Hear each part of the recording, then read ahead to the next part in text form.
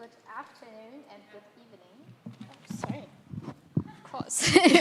I'm seeing the audience in the room and thinking they'll understand me. Good morning, good afternoon, and good evening to wherever in the world you're joining us.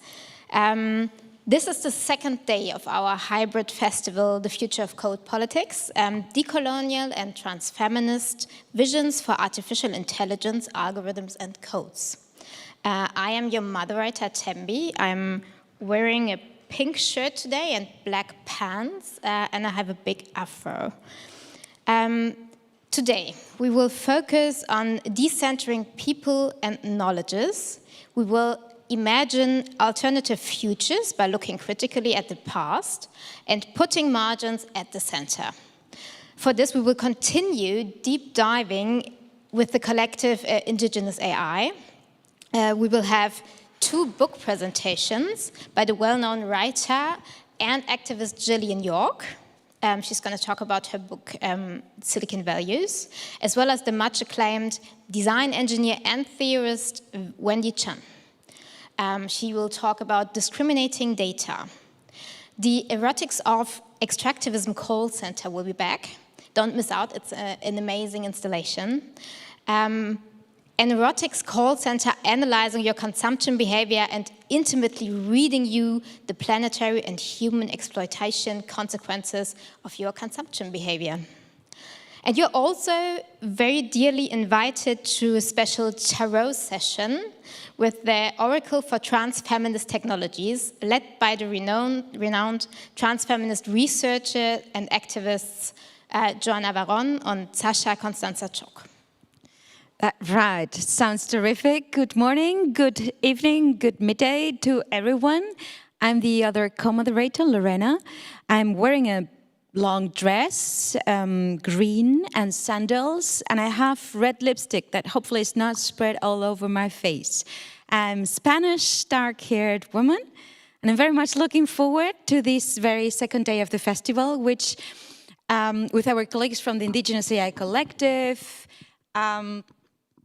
we'll start right now in 2 minutes and we'll deal with, or it will be a conversation between the artist Scott Benesiinaabandan and linguist Hemi Whaanga on the colonization of knowledge and how this has been shaping past and new technologies. The session will be moderated by one of the co-curators of this festival, the artist Suzanne Kite, who is also one of the founders of the Indigenous AI initiative. Over to you, Suzanne.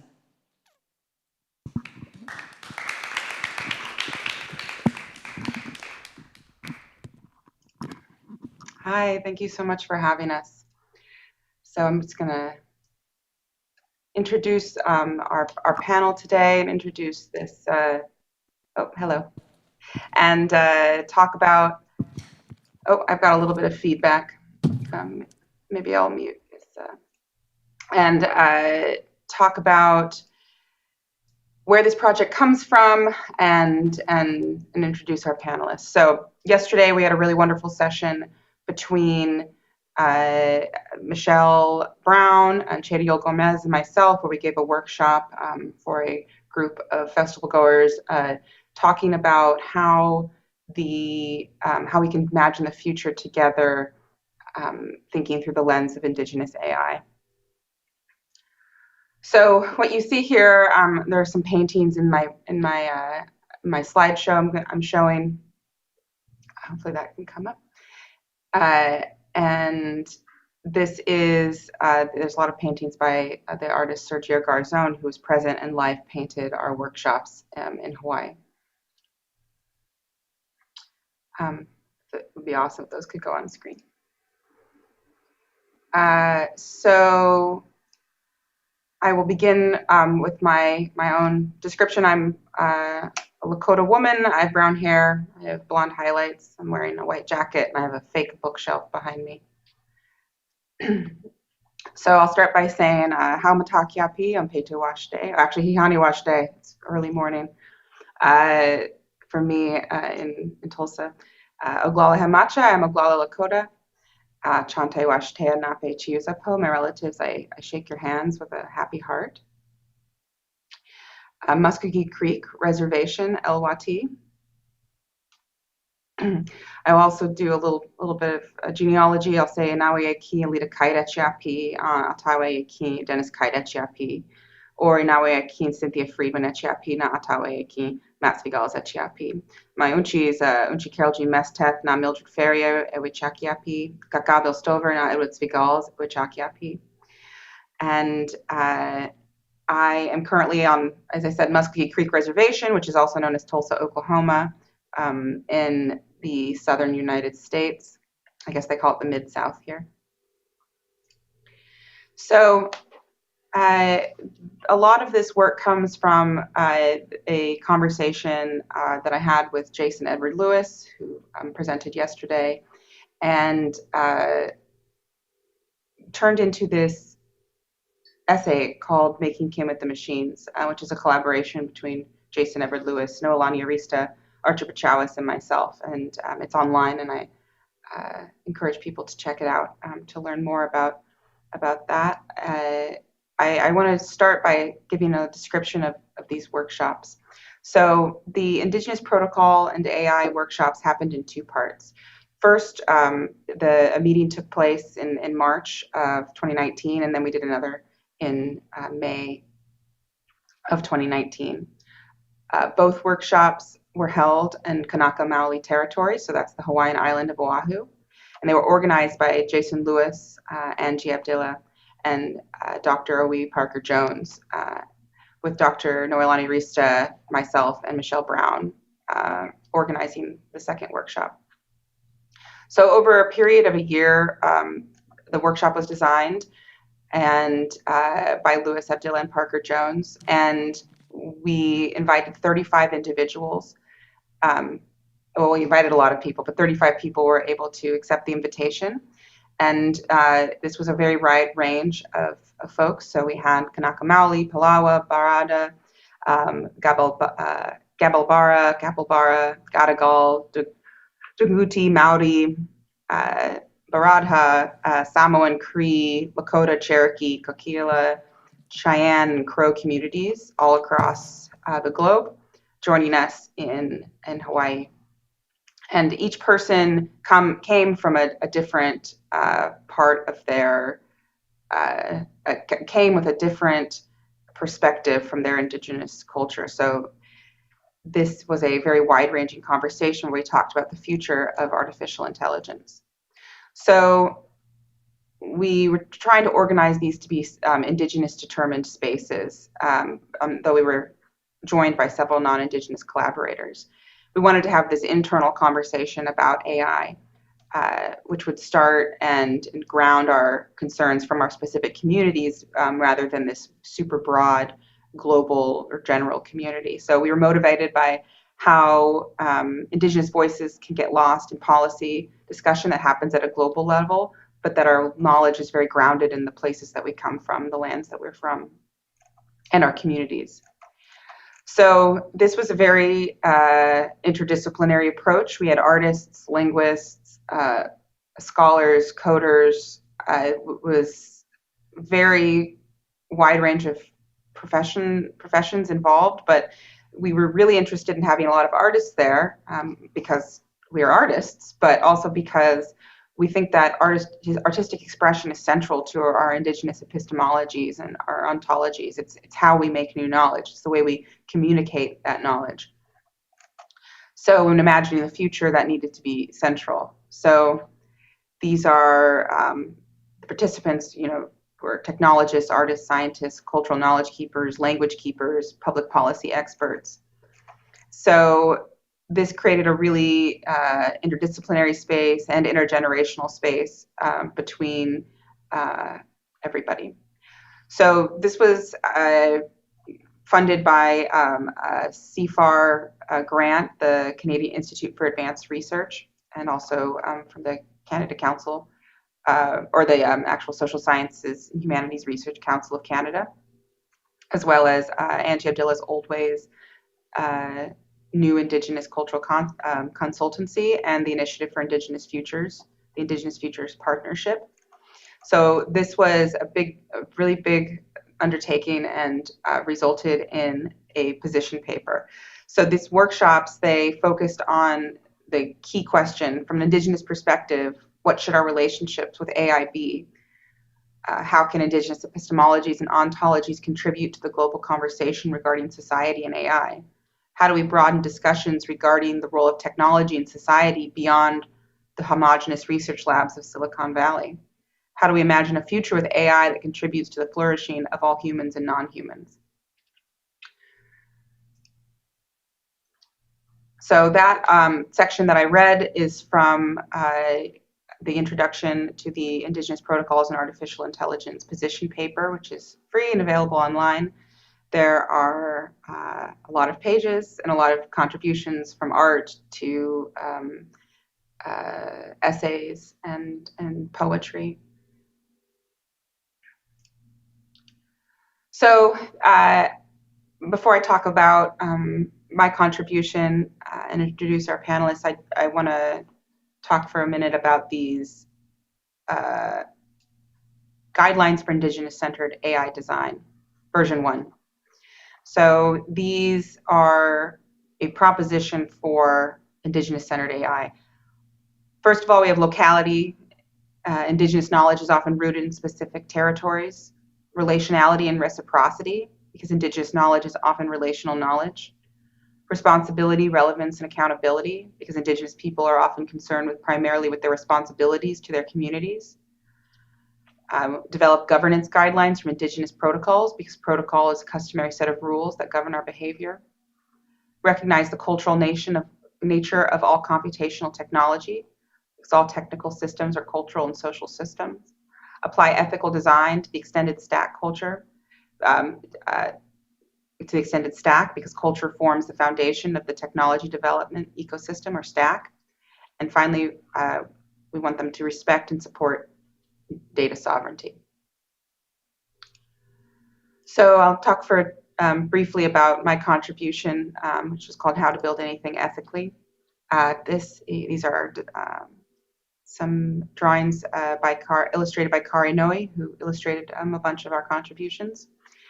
And so basically my proposal is about Indigenous protocols as many streams that feed into a river of designing something. So AI here is interchangeable. Anything can be built ethically if we choose to do so.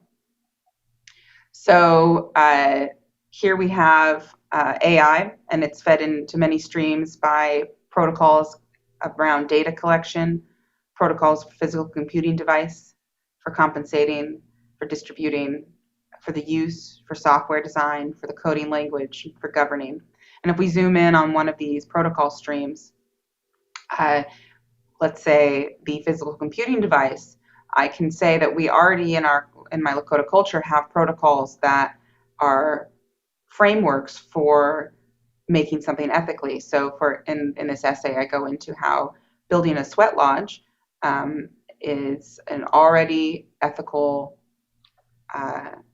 process. And if I focus in on how I can build an AI, a physical computing device to house an AI, we can look at consulting, identifying stakeholders, the raw materials, compensating, building, preparing the components, construction, running the programs, transformation of materials towards the physical computing device, welcoming that physical computing device. And finally, very importantly, and what's often ignored, is the death cycle. So if you want to read more about that, that's in the position paper. And I will introduce our panelists. So we have here today Dr. Hemi Whaanga, who's an associate professor in the Faculty of Maori and Indigenous Studies at Te Waiwananga, Waikato, which is the University of Waikato. Whaanga has worked as a project leader and researcher on a range of projects centered on the revitalization, protection, distribution, and development of Mātauranga and Te Reo Maori in a digital world. He incorporates multi-method techniques and methodologies to analyze and develop new Mātauranga in a range of linguistic, cultural, and digital contexts, including the design of ethical platforms for digitally managing and distributing oral traditions, Maori ecological knowledge, ecological taxonomies, and naming protocols, Maori astronomical knowledge, and kaitia kitanga.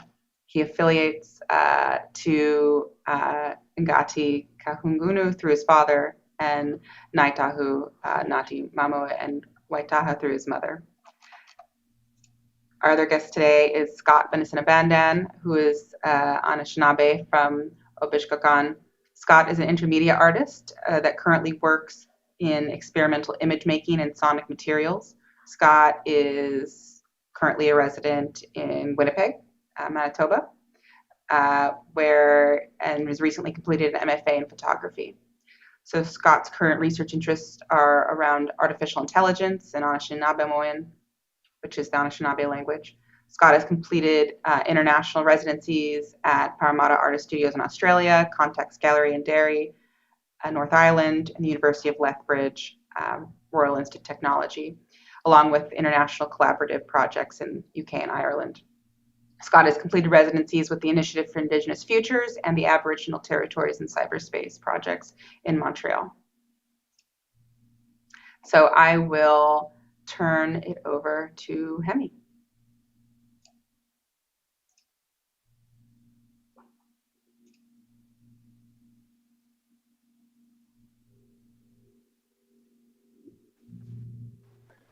Tēnā koutou I ngā tōpito te ao nei, miki ko koutou nā e whakarongona ki tēnei, miki tēnei uri no Naitahu nā te mamo me Waitaha I tēnei pō, o tira koutou he noho nā I te ata me te ai tēnei wā. Huri atu ki ngā mate o te wā, rātou ki a rātou. I roto anō I tērā mate nui I pāngia ki ngā hui whai tēnei wā. Huri nā kia mātou nei kia tātou, te hongoro I tēnei wā, no reira tēnā koutou. Good evening everyone, good afternoon or good morning, wherever you are. Thank you for having me. I work at the University of Waikato in Hamilton, New Zealand, Aotearoa. It is currently midnight here, so I'm kind of looking at the stars. Hence my picture at the back here. This is my marae, our gathering place, which is at the bottom of the South Island of Aotearoa. The name of that marae is Tahupōtiki and Te Rauaroha. I have no here. I've been trying to grow it for a long time. It's not working. I have a black top on, and it's a pleasure to be here today. And also, it's really good to see Suzanne and Scott. I haven't seen them for a long time. So, yeah, looking forward to having a conversation with my two friends and sharing some of the really great work that's happening in this space for us as Indigenous people. So, yeah, kia ora koutou. Thank you.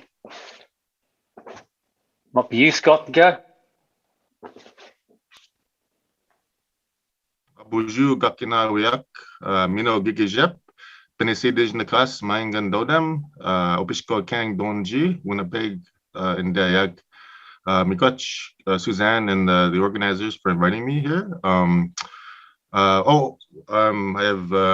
have clean hair this morning. It's brown. Wearing a black shirt. It's 7:30 a.m. in Winnipeg, Manitoba. What I just said was basically my name is Thunderbird. That's my traditional name from the Wolf Clan. I'm originally from Obishko or Laxul First Nations in Northern Ontario. Currently pay rent in Winnipeg, Manitoba.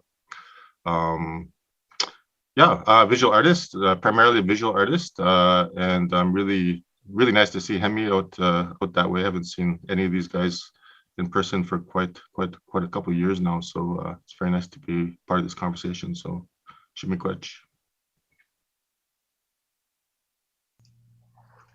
Thank you both. I have some questions around our projects and try to introduce those concepts and what happened at the workshops. But I wanted to start by just asking about your what you guys do for your work, what you're researching, and what you're working on these days. And let's start with Scott. Sure. So I guess how it ties into with the project, the Indigenous AI and protocol work. A lot of my work really centers on Anishinaabe, which is the Anishinaabe language. And so Anishinaabe language is not my first language, but I've been learning it for years now and reclaiming that for years. And so I'd really getting into the technical stuff of what makes up the language really drives how I make my art. And so when this opportunity to come in and to work with this project about AI and what that can do, I started looking at like natural language processes and sort of the complications and issues that sort of arise when we sort of consider what AI can help and sort of hinder sort of language reacquisition and acquisition. And so I think a lot of the work I do outside of those things are sort of structured around how language is built, how language can sort of be incorporated in a more holistic way into my art practice. And so a lot of the art that I do is centered in sort of beginning from the language basis. Yeah, and I think the story that I did with the work I did for the project was a little written vignette called Giwens, the Old Lady and the Octopus Bag. And so I was really thinking about, because we were trying to think about the future of AI and sort of our communities. And what I did was sort of went back to one of our original stories about how we as a community interact with technologies and new worlds. And so one of these stories that I remember hearing about, I sort of built this story on that old story and sort of how these stories form maps of how we can we already know how to work with technologies and be in relationship with these technologies. And so it's not like a new thing, it's just like a new version of an old thing. And so looking back at these stories and using the language as that sort of mapping, and to be in relationship with these new ways of new technologies and new ways of being in relationship to those. And so I worked on this with this idea about like nothing is really new under the sun, and we are already given the gifts as Anishinaabe people and Indigenous people through our languages, through our stories, through our songs, to sort of navigate and know how to be in relationship with those. And so that was the work I did. It was a story writing and sort of story examination for this project. And so, and it sort of reflects of how I work more largely as a visual artist. So, yeah. Thanks, Scott. And just to introduce your two contributions. So Scott was talking about his vignette, which was called Guizend and the Old Lady and the Octopus Bag Device. And then Hemi's contribution was called AI, A New Revolution, or the New Colonizer for Indigenous Peoples. So Hemi, what are you up to these days? What are you working on? A few things. So involved in a largest kind of project. It's called Tikanga and Technology, which is tikanga for us is sort of protocol, law, and there's three parts of that. I'm working on one part. So one part's looking at kind of the ethics of it, the rights and privileges in that technology space, who gets access to that, the data, the information. Another part looks at, I suppose, ontologies, how worldview is constructed in that in that space, how the metadata is collated and introduced, and also, I suppose, what they are playing around with labeling the data as it comes in. So looking at something similar to, I suppose, or what they're calling Indigenous data labels. So looking at the IP copyright kind of licenses and attaching that to the data as it goes into whatever kind of program or data system that's there. And the third part, which I'm kind of working with a few colleagues from this University of Waikato, and also Auckland, and I think someone else from Victoria. So we're looking at how do you decolonize algorithms? So how do you take the bias out of algorithms, and what does that look like for us as Indigenous peoples? And then another part that we're looking at is, so how do you take a series of data, whether it's language data, and trace the decision-making process in which that data is collated, put into a system, and how that is sort of discussed at the community with the knowledge holders, with our cultural experts. How do they want to see that go into the system, and all the decision-making as it is going along all the way through to that's how that system is actually actualized. So that's kind of a project, another 5 years to run. Also got another one looking at virtual realities, data sovereignty. So looking at how do we interpret our realities? What does that look like for us as Maori? In terms of how the concepts like spirituality, life force, protocol, incantations, and how do all those aspects in our physical reality transpose or transfer across into a virtual one? And then how do you establish, I suppose, protocols around safeguarding our kids, this generation, and how they can interact with that realm? How do we ensure that they enter that realm safe, can explore it, interrogate it, and how can they come back also being safe, and all those kinds of aspects which we don't have any real guidelines. So we're kind of transposing using our kind of physical guidelines that we have now, our protocols now, and how does that kind of move across into that realm. So working with some technologists who are doing the VR systems. So we've captured the inside of my meeting house here in the back. We've shared stories, and then we've gone out and got our community, so our children, our elders, our knowledge holders to go to enter that space. And for a lot of them, it's a very new space, getting feedback around how do they feel. Does it feel real? Is it appropriate to put our stories and our knowledge into this space? And then what do they see the future being like? So that's kind of another project.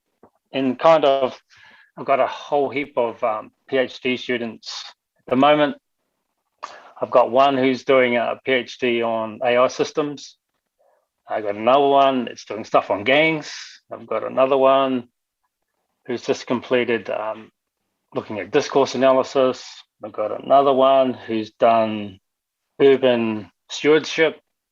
So very diverse, hence why I've got no here. I think I've pulled it all out.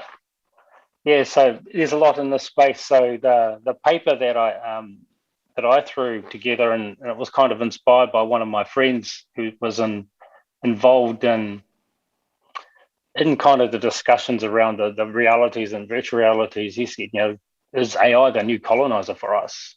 Will it bring that tsunami of the new phase for us where we've got no control over or knowledge about this new kind of thing that's going to happen to us? So started thinking about the past experiences that Indigenous peoples have suffered through, and also thinking about the potential of this new technology, or this technology, and is it going to be something that I suppose the colonizer is going to use again, like the next phase? So just started to think about that and put it down into a couple of pages. So yeah, very busy, but I must say that one of the things which with the workshop that I really appreciated was sitting down and working and speaking with a broad range of kind of expertise and artists who have similar aspirations for the space, and also similar concerns, and then laying out some foundations in which to, like version 1, how do we build from this? How do we ensure that policy responds in each one of our communities and in the countries that we reside in, and doing it ethically and following the guidance of our elders. So yeah, it was a very, very it's a fantastic process, which kind of inspired me to go and do some other stuff. And I think I got, so my PhD student, I got him to do a review of all the policies coming up. I think he's looked at about 80 now, and he says there's only 2 of them that actually mention Indigenous, out of 80 policies. And he's still got a few more to read through, and he said, well, it's quite obvious where the priorities are, who is pushing hard for to lay claim to a lot of the stuff that's happening up there. But he was very concerned. I spoke with him the other day, and he said, there's the only couple or 2 or 3 that have mentioned Indigenous is the ones that are down this end of the world. Yeah, so kia ora. Thanks, Hemi. Yeah, I mean, there's so much to talk about. I think that I don't even know where to start. I think we could definitely. I mean, I really want to ask about some key things from our perspective. Firstly, like why should the AI community listen to Indigenous perspectives? Which in the position paper that argument gets laid out. But I think right now more than ever in the world, our contributions are not only necessary but urgently needed, and it's true. And dealing with the northern hemisphere, and basically anywhere outside of New Zealand, it's like our populations aren't high enough for people to listen to us, and our populations aren't high enough because of genocide. And there's already been a very clear connection drawn between ecological destruction and the taking away of land from Indigenous people. So, but what does this have to do with AI? I think that when we're talking about artificial intelligence, my central argument in my work is that it is an ontological problem. It's because we do not see non-humans as our kin. We don't. I say we. The Western technologists do not see non-human beings as kin, as relations, and that leads to seeing materials as just something to use and discard. But if we had our relationships and we could express them in the making of anything, then that could be reestablished. And yeah, so I would love to hear from Scott. Yeah, when you're thinking about that, I always go back to 2 things. That one chapter in Katie Crawford's book Atlas of AI, when she gives a very vivid description of the supply chain and how destructive that the supply chain is across the world to get, so that we can speak into our phones and it understands us, like the very innocuous, like this is cute, Siri, we name it Siri, we name it Alexis, all these things, but the supply chain that destroys the natural world in that process. And I think I mean, it disturbed me to the point. I always knew that there's a huge problem behind the technologies that we use, right? Like the physical destruction of the natural world, the extraction of all these minerals, the rare earth minerals, et cetera, et cetera. But when it was put out, laid out like that, like an atlas, which is her intent, and really started thinking, it was like, well, maybe within that sort of knowledge and bringing that knowledge to the forefront, it becomes easier for us to make ethical decisions about the technologies that we use, right? And I think, Suzanne, some of your work, I think you lay out those credits, right? When you're laying out those credits, but you also list every bit of the natural minerals, the essential minerals, the rare earth minerals in that. And then I was thinking of that, this is what we do in art, right? Like we give credit in the credit lists in films and artworks, right? Like if we can know these things and from the ground up, what the phones we use, the computers we use, and name them and have like these credit lists available to us for all the technologies that we use, you know, automatically puts us in a mind of, it's not just an innocuous new computer that I'm using or a microphone I'm talking into or a new camera I'm buying. It's all of these things that are connected to, like, you know, Southeast Asia where the tin is mined, or all of these things. And I think that bringing these sort of, you know, personalizing each one of these minerals and these rare earth minerals and these resources extracted from indigenous territories already allows me a more connection and a more ethical mindset when I go about using these things. And I think for me, that's sort of where my thinking is about these things. And it's a place to start, at least. Yeah, definitely. Would love to hear from you, Hemi. I mean, I'm always reminded, because in Maori introductions, you introduce yourself and you trace yourself back to place and people in a clear delineation, and that is, you know, it's not a new idea. That is protocol that's been around for a very long time, and I really appreciate Kate Crawford's work for basically doing an introduction. When you enter a space, human or non-human, you should be introduced, and that's the step one. That's the introduction before you even start the relation making or the respecting or the responsibility ties of the introduction. Where do you come from? Yeah, and I think what is often forgotten is that relationship. So I heard the other day, it was a response to a number of academics from the University of Auckland who were saying that our knowledge, mātauranga Māori, or our knowledge systems are not science, and it's very much in the way that I suppose the psychologists and the scientists who were representing that were very much locked into the mindset of the separation between what can be proven, and then for us, I suppose it's the holistic system that we exist in. So spirituality still exists within our knowledge system, and is very much core of our knowledge system, and the relationships that for us as Maori that we speak about our parents, and a saying that we have is ko tahi te atua Māori. So there is only one God, that is ko rangi tu nei ko papa te takoto nei. So the Sky Father and the Earth Mother. But we talk about them in terms of them being one entity, and that we actually have whakapapo genealogy back to those two entities.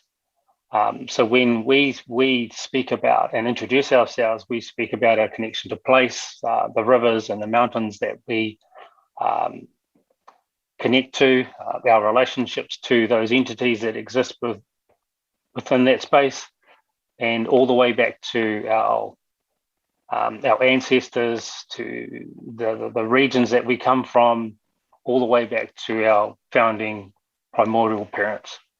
And when we speak a lot about that and affirm that this holistic kind of relationship forms our core being, And when we talk about, extracting minerals from our Earth Mother and then using them and then not returning them, as you say, the death cycle, Suzanne, that kind of breaks that whole system down. It breaks the true meaning of what it means to have stewardship over certain areas, to care for your siblings, and that whole notion of us being part of that system, where from a Western standpoint, they talk about that system being other, so not part of them. So then, if you start off from that foundational stuff, it's very different.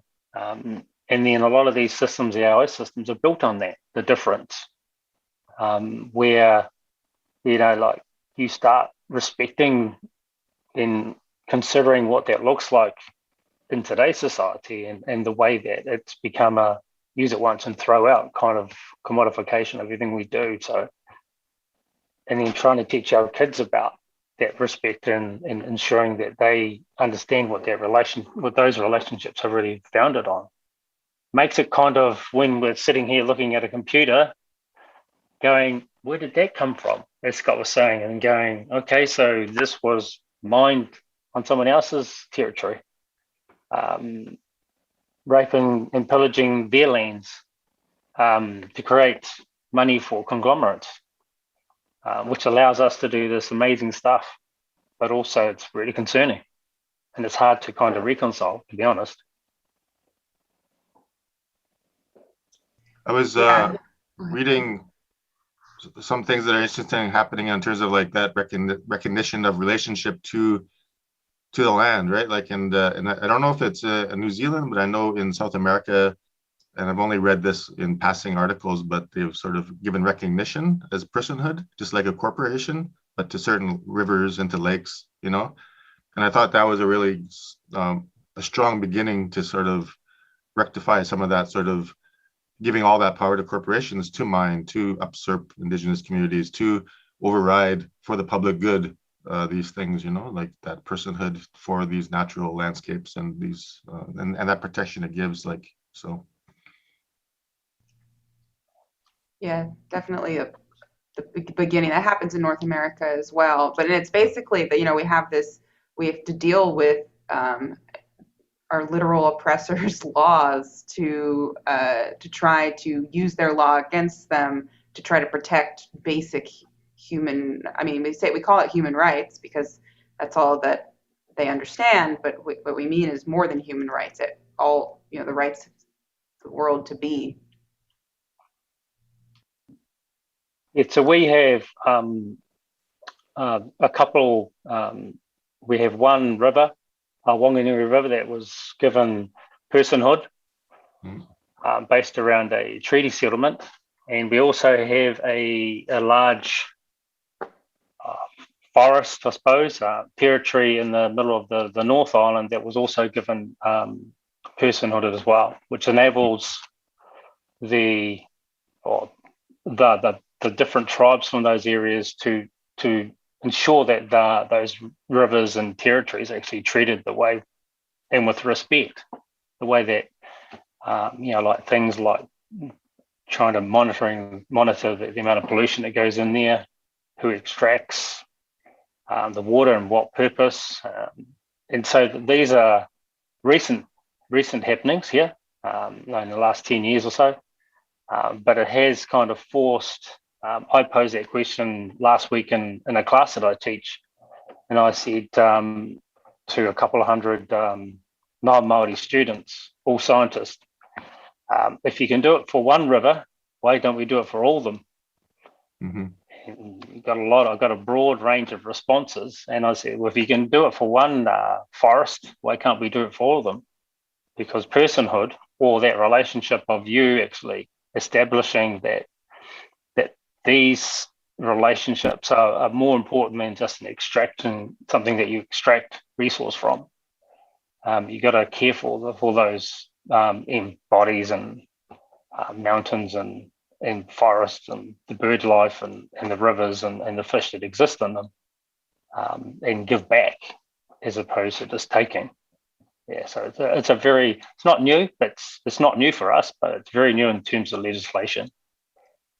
Yeah, and that's what's very scary about I have friends on the Crow Reservation in Montana, and it's on completely on fire. The level of destruction that we're seeing, and the report that came out this week on climate change.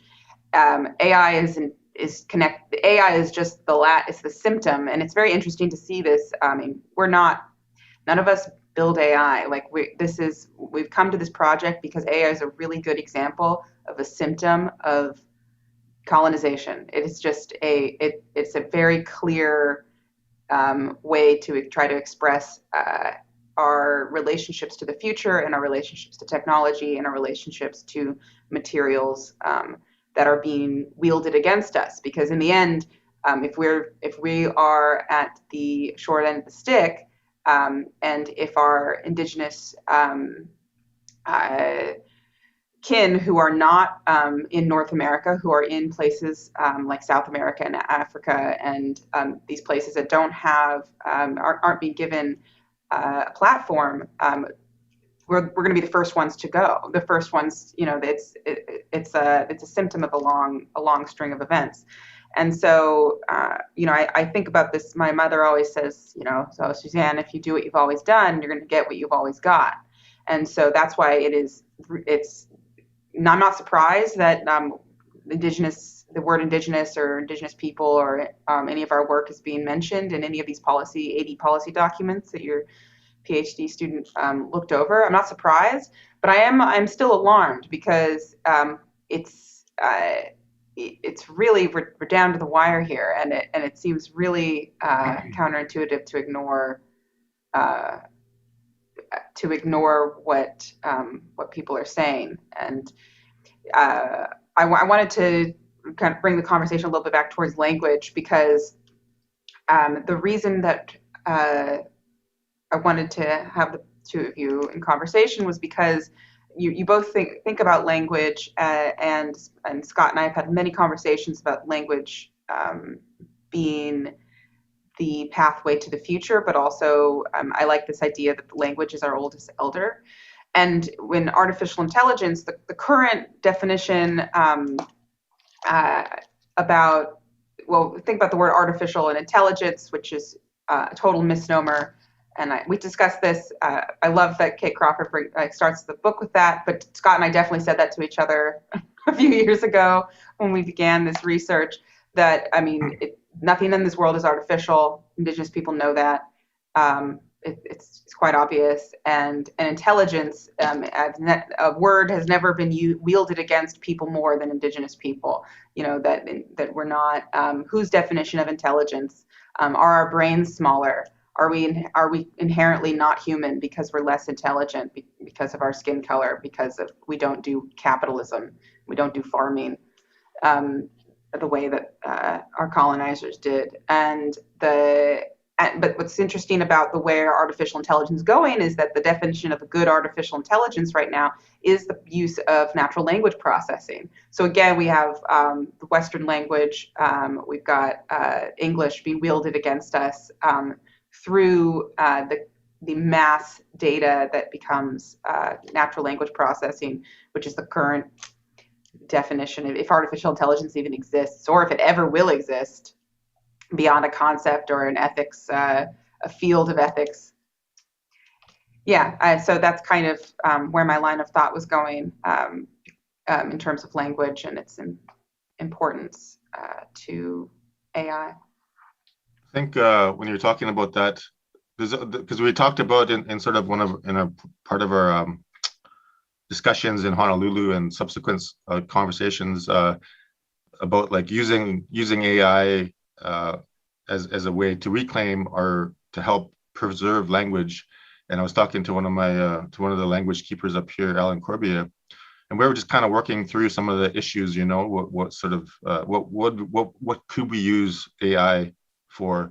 And it really became clear on a very short order, a couple sentences in, we were like, the complexity of the language, especially in North America, where there's 100 different languages, and each with different dialects. So it becomes a very different thing in terms of the intelligence is located within a very small territory, right? Like the words that we use to describe the natural resources, the natural landscapes, our relationships with those things is really located in a hyper locality that isn't really seen outside of that, right? So I think when we're like, well, why doesn't Google, like I get this question, is like, why doesn't Google have Anishinaabe? Why can't we just translate Ojibwe or Cree into Google Translate, right? Like, and part of me is like, yeah, that'd be great. I would love to be able to just look up something and get it, spit it back out at me. But then I realized that because we're such a small group, language speaking group, and there's not enough data set online, it kind of protects us from these things. It's sort of like being put onto reserves also protected us from a lot of things being outside of that, right?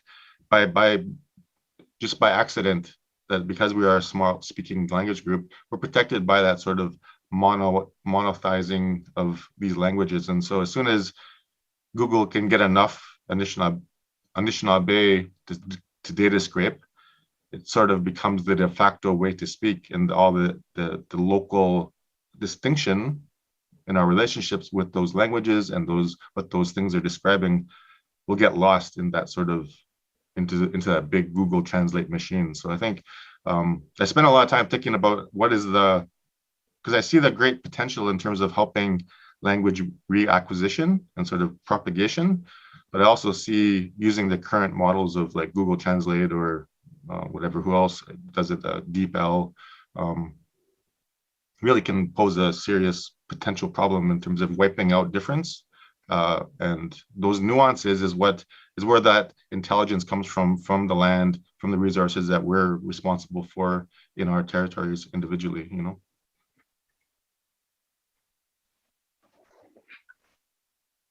So, like, like we lose a language, one language every month.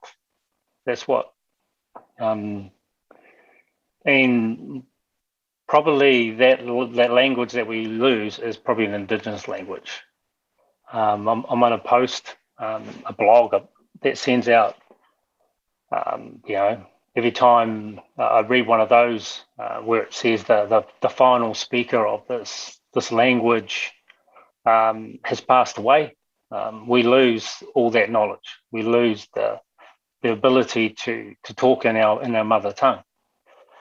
So technology and the colonizer has put us in a situation where we've gone through. So in Aotearoa, my father was beaten for speaking his own language, his right to speak his own language, and his parents were, and all his siblings, and they established legislation and laws to ban the use of our language in education. And then it didn't take long before it was in the 1970s when a guy called Richard Benton did a language survey and said, well, we have two domains in which the Maori language is still strong, and one of them is informal language, and another one is in some of our meeting houses and stuff like that. But all those other domains in the home and the domains in which a language thrives and survives, is that we were losing those. So we went through a long period of revitalization, establishing schools to bring back our language, to ensure that we don't lose our language. And then we get this situation now where there's this potential that why don't we code in our own language, in our own Indigenous language? Why do we have to use the language of a colonizer? Our languages can be used to code. Wouldn't be easy, but wouldn't that be something in which would make a real difference in the way that we see the power of language, and the way that language is applied to these different systems, and the way that the systems speak back to us? If it's not in our mother tongue, if it's in the tongue of the colonizer, then it perpetuates that system that's been set up. So we have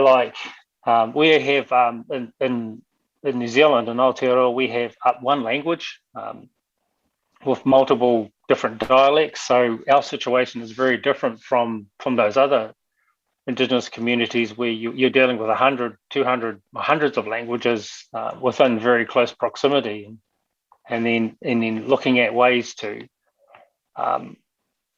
ensure that each gets its own representation in this space, each gets its own voice, is extremely difficult. And which ones do you choose to look after?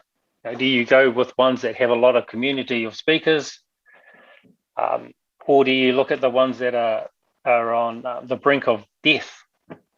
Do you ensure, do you safeguard those ones, or what do you do? So like all those types of decisions based on what's best for those communities is a really difficult one. And I don't know where or how we'll deal with this sort of situation. I know in terms of Google, you put your language or your data into a place like that. Who owns that material? Who owns that language? So we're very much thinking about where to place those examples of your language. Who looks after those language? Who will be the guardian of that language for future generations? We're wanting to stand up our own repositories, our own data centers, based on our best practices, best protocols, to ensure that we have sovereignty over the way in which information about us, for us, and our language is done in the way that we want. We get, I get emails all the time, and about we'll give you $50 to speak into the system, and it's like, oh, they selling back our language to us again. And it comes every couple of months. We get sent emails about, here we go, and here's the opportunity to contribute to your language. We just want you to read 5 hours of this script, and we'll pay you for it. And you sit there and go, why would a company in the US do that? What are they doing it for? They're not doing it for our language. They're doing it for something completely different. So the language, because it's at the core of natural language processing, and it's difficult to know what is, to replicate what you call a native, inverted commas, a native language speaker. What's the ultimate of any speaker within our communities is to sound as authentic and as possible, like our ancestors used to speak about those contexts in which they lived in. And so that's the ultimate goal, but how do you get there? How do you ensure that the language and the quality of the language that is going to build these systems has gone through a process to ensure that creates the best kind of outcome? It's a really, really difficult kind of position for our communities. And being that language forms our identity of who we are and informs how we practice in our culture, if we lose the language and we lose the control over it, which could happen, then we lose ourselves in this whole system. Reminds me of, I read an article, I think, in the New Yorker online. Like, I was going to look it up, but I can't think straight yet. But it's a story about an East Coast language group. It's not the Lenape, but it's a really scary, beautiful article about how one whole Indigenous language was copyrighted by this one non-Indigenous guy, right? Because in the 80s, he was just fascinated by learning the language, and because the community was so decimated and there was not a lot of community there, he was the only literally person who put his life work into copying down and talking to the people, and he collected all of these books and all of these languages. And so now he's like, he helped revitalize that language within that community, but now it's technically under his copyright, like they can't, I think they're working through it now, but it's still a weird thing to be like, oh, this one guy literally owns the copyright because he wrote them down into books, all the language he learned, he put it into books. And so now this whole language is copyrighted under one non-Indigenous guy, And so I think that was a good story to like reflect on in terms of what you're talking about in terms of precarity of language and the who gets to own it, right? Yeah, and these are the essential, like in intellectual property rights are very they're essential to these conversations because they connect all these concepts of technology and law and ownership and oppression. They're all linked together, and there's in the news. I'm not sure if this kind of news reaches Europe, but there's been a lot of talk about residential schools and the impact on, and the thing is, like the language loss and our parents and grandparents and entire extended families, they were all beaten for speaking their language. I'd be very hard pressed to find somebody who that wasn't part of their family, and that is it's a reality. But it's really inspiring going. We visited New Zealand to turn on, and especially when when I was up in Yellowknife, you turn on the TV and you can watch TV and in other languages. You can watch TV in Maori, and which was so awesome. And it feels so rare coming from the U.S. But I just want to mention this project that Jason was a part of. It was translating C++ into Aloha Hawaii and just translate into the Hawaiian language. And that brings a really interesting question. Like, if we translate C++ and we code in our indigenous languages, does that change the way we use the language? Is that even possible? Are the languages going to be, will that actually make a difference?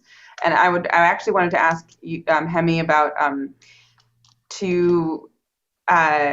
about why does the language reflect the land, or how does it do that? How does our language shape our understanding and our relationships with the non-human beings? You could ask an easier question. No, you got this. Yeah. So even our name, like you have these binary concepts in language. So for us, like if we take something like the word for land, whenua, that is also our word for the womb. So we talk about the land, but also the womb. So there's these cognates that kind of exist. So our word for iwi, which is tribe, also means bone. So those connections between. So another one. So I was thinking about this the other day. So another one is like the language. So like you have in all languages. So in particular languages which that word of whenua, where once you give birth, that you return your whenua, your placenta back to Earth. So you bury it back into Mother Earth, and so it completes that cycle. And when you die, that's the same thing happens, that you go back to where you were created from. So we believe that we were created out of clay. The first female form was created out of clay, and that after the time that you spend on here, that your physical body will return back to where it was created from. So the way that that language allows us to like shape through song, through performance, through the ways that we the different incantations relating to those core knowledge systems. That's what creates our intelligence, like Scott said before. And if you take away the core meaning of those words, of the meaning of them, and you reconstruct them a different way, then you actually lose that connection. So, like and that's for all languages. It's not just for indigenous languages, but I think it's more acute for our languages because of that relationship to those rivers and to the land and to to those non-human, to our siblings. So we call them siblings. So you would refer to your gods as an elder, as an ancestor, and invoke them to assist you in different activities that you were doing. So through the languaging, through your intent of your voice, and all those factors which allow you to see your world. And without the language, without it being, without actually having access to the multiple meanings in the way that you do it, then you just have language without meaning. And then, like, you know, when you sit there and you mentioned before, Scott, that the guy who went down and wrote, I was talking to a language activist here, and I said, well, if it became a point in which your language was only written, and it was written by a European scholar, is it worth revitalizing that language? Is it worth, and he said, absolutely, but that person does not own our language. Even though, 50 years time, he doesn't have IP, gone. Our languages are here forever, whether they are still spoken or not. It's still embedded in the voices of the birds and the voices of those, of the winds and all those things. So it's not just our human voice, but the voices of the entities that exist in our world.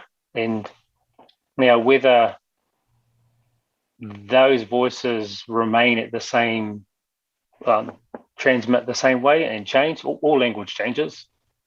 We've had to create, in this country, a whole new vocabulary for all these new concepts that have been developed in the last 100 years. It's not impossible. It's a big task, but it's not impossible to do.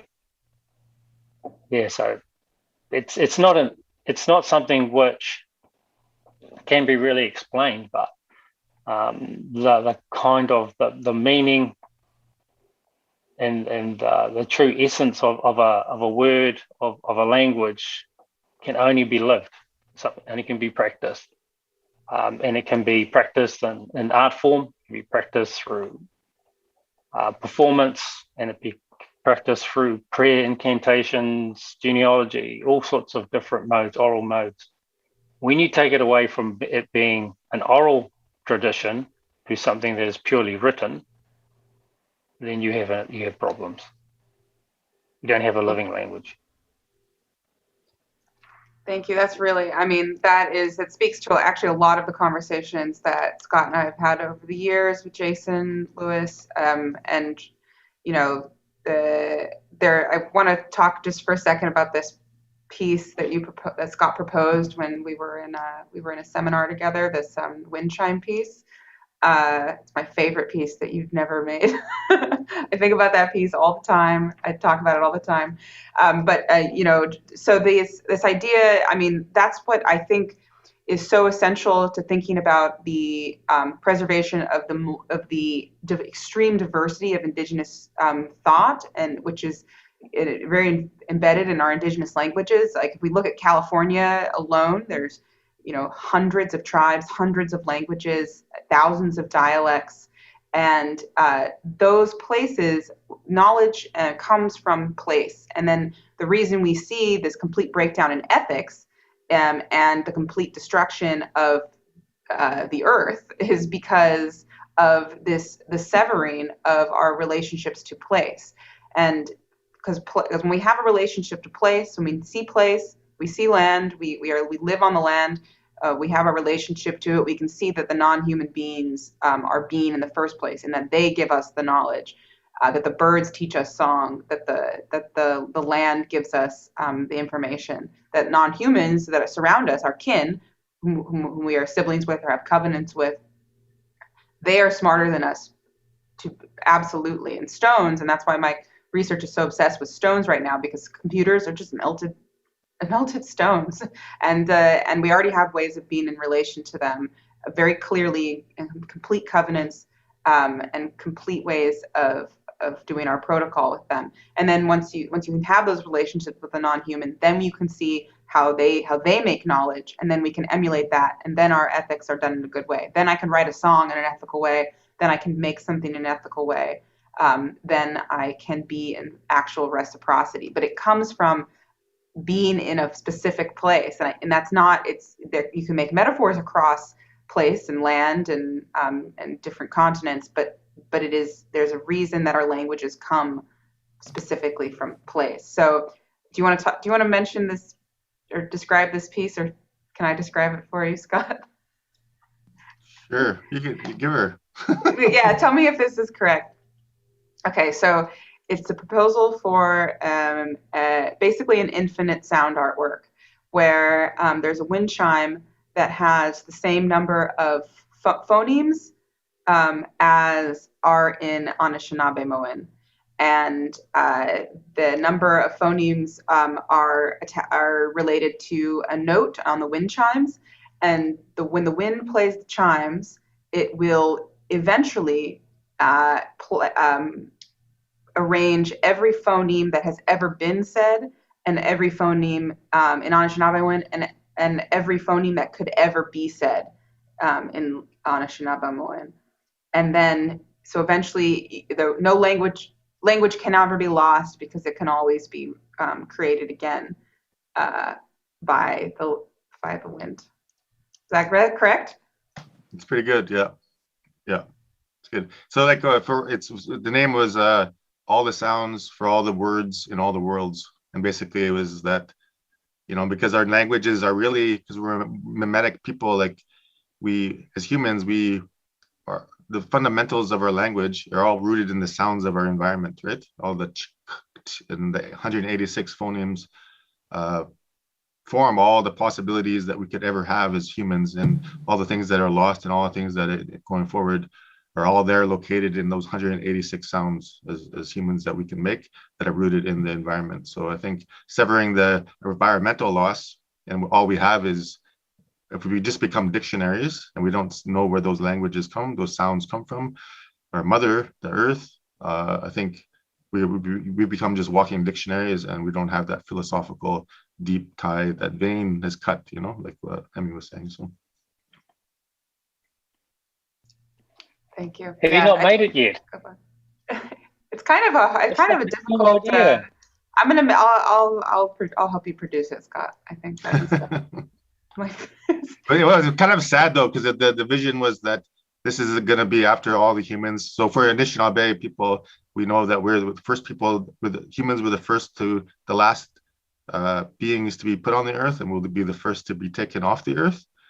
And this is the vision of like the last thing, when all the humans are gone, is still playing, all the sounds and all the worlds. So it was a kind of a dark, dystopic, but also a hopeful little thing about the sounds still play, and from those sounds, new worlds are born. So.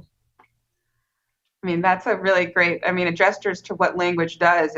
Language takes us into the future and gives us that connection. And so when we talk a lot about the future with artificial intelligence, it's that, what do we want it to carry to the future for us?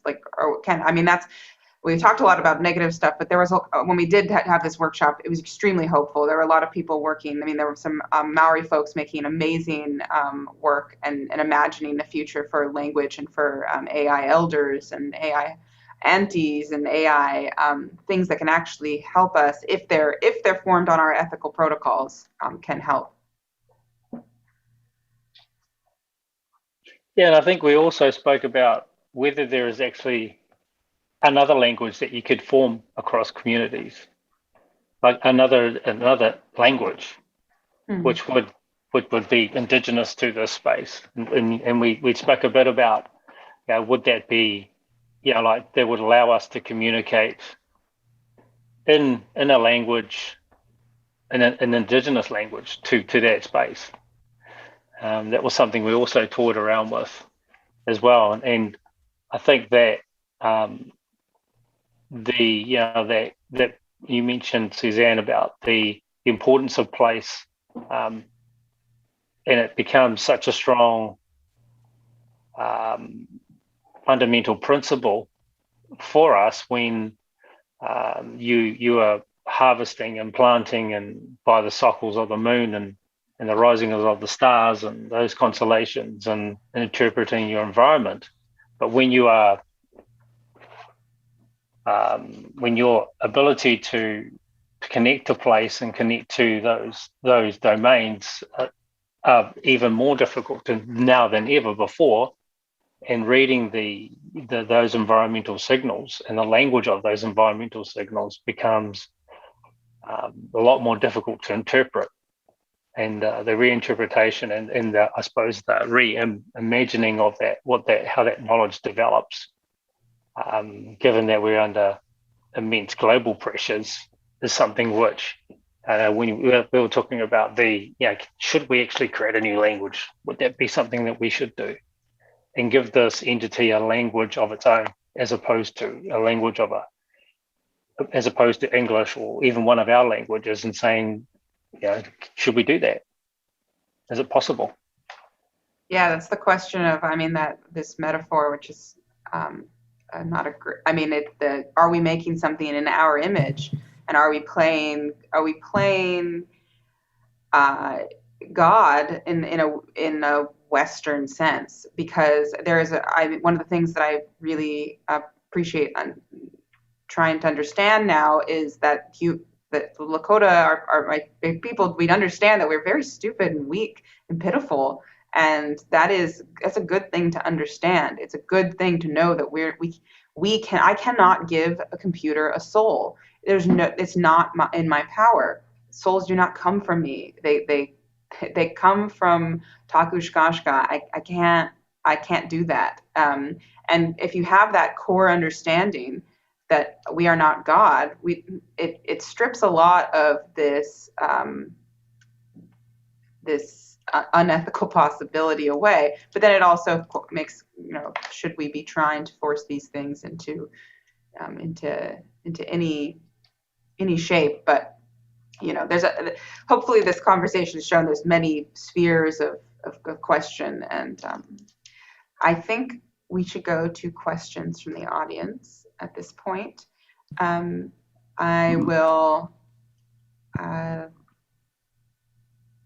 have to.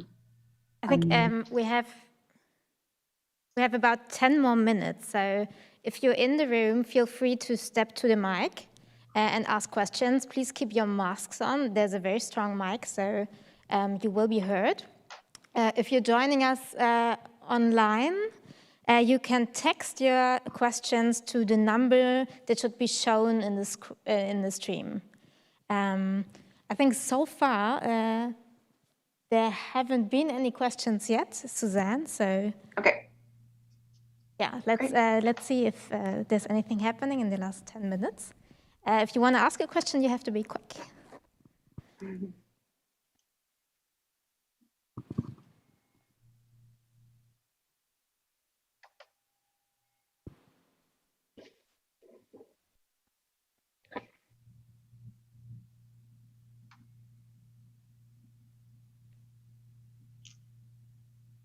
Hemi or Scott, you want to say anything while we wait for questions?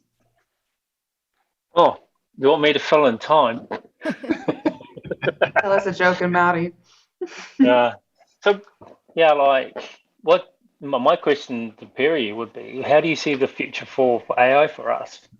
What's its potential? Scott, why don't you? I'd like your ideas around biocomputing. So. Well, part of the paper I wrote was based on the idea, because one of the problems we had when we were in conversation was that, most of these rare earth materials that are being building the systems that allow AI or host AI come from indigenous lands. And so the problem at the very core is that it's a destructive, extractive process, no matter who's doing it, indigenous or not. And so the paper idea was that, I was looking at other alternate computing models, right? Like the computing models we have are only one of the very many possible ways to, deploy computational power. And one of those is DNA computing, right? So I think that And that's if you could build a computer with storage using your own DNA, using your own body, you're more responsible for that, for your own resource, right? You're using yourself. You're saying this is you can use your body as you wish. And I think that's really in line with what Anishinaabe people are taught, is like your body is the only thing that you truly own in the world. And I think if we build this DNA computing AI technology from our own resource, literally our own resources, that's far future sort of moonshotting stuff. But I think thinking along those lines maybe will bring us to a better, more ethical use of a new way of modeling computers. So.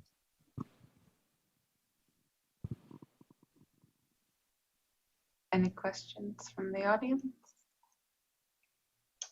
So we can talk for days about whatever we want. All right.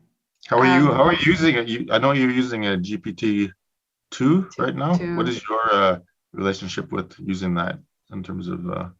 Well, I mean, it can't process Lakota. Actually, I put Lakota in, and it's really horrifying. It basically spits out a literal mockery, where it sounds like a schoolyard bully mimicking a Lakota speaker. It's dark. Basically, the only way I've been using AI tools is my collaborations with the artist Evan Ronneberg. We use deepfakes, GPT-2, dabbling in GPT-3, voice AI, StyleGAN, all of that sort of stuff is only, there's, like, as an artist, I get to have two sides to my practice. One is trying to be vehemently good and generous and like generative, and then the other side, I can still make art that uses these tools maybe in a negative way. So this week I've been training a GPT-2 model to speak like a guided meditation for this. I don't even know if I can explain it right now. A guided meditation by a group of non-native people who go on the internet and think that their souls are from Hawaii, and their souls are from Mount Shasta. They think that they're spiritually connected to these places, and they're real. They're online, and I've been training my script writing algorithm on them. And it's very funny and very dark, and it's based on actual very racist theosophy.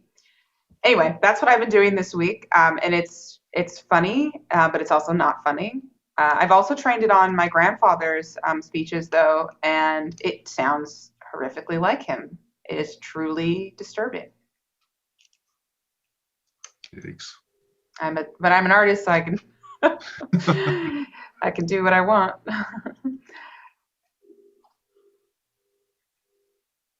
It sounds really cool, but disturbing as well. It sounds like in Facebook, I feel like out of all the automatic translation functions, Facebook is not even close to being able to translate anything. Like usually it's from French to English, like being in Canada, and it's just terrible. But sometimes if I'm typing Anishinaabe into Facebook's algorithm, it automatically tries to translate it into Swahili, and it comes up with the funniest. Yeah. They always try to translate Lakota into Czech or out of Czech, and it is very funny. The language auto detect is really good. Actually, it's really bad at Korean too, because my record label I run with Mint Parker's Korean, and one time I messaged her because it translated, it would sound like something was wrong, like very wrong, like she was sick or something, and no, it was just a horrifically bad translation. Bad translation. All right. I think that's us. That's our conversation. Thank you so much for having us. Miigwech. Yeah. Tēnā koutou. Thank you.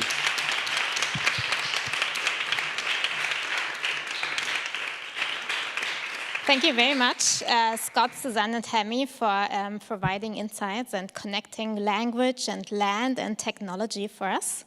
We will be back here at 4 talking to Gillian York, and Fiona Krakenberger will be inquiring her about silicon values.